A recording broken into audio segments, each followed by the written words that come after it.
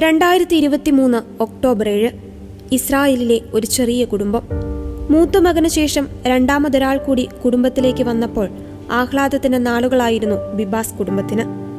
10 മാസം മാത്രം പ്രായമുള്ള കെഫും 4 വയസ്സ് മാത്രം പ്രായമുള്ള ഏരിയലും കളിച്ചിരികളും കുസൃതികളുമായി സമാധാനപൂർണമായൊരു കുടുംബജീവിതം. ഒട്ടും പ്രതീക്ഷിക്കാതിരിക്കെയാണ് കതക് തള്ളിത്തുറന്ന് ഹമാസ് തീവ്രവാദികൾ ആ വീട് വളഞ്ഞത്.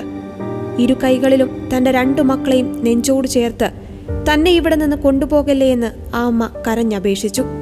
കുടിക്കാൻ വെള്ളമോ കൊടുക്കാൻ കുറച്ചു ഭക്ഷണം പോലും എടുക്കാൻ അനുവദിക്കാതെ ആ അമ്മയെയും 2 മക്കളെയും അവരുടെ പിതാവിനെയും അവർ വണ്ടിയിൽ തള്ളിക്കയറ്റി. അവരുടെ മുന്നിലിട്ട് പിതാവിന്റെ തല തല്ലിപ്പൊട്ടിച്ചു.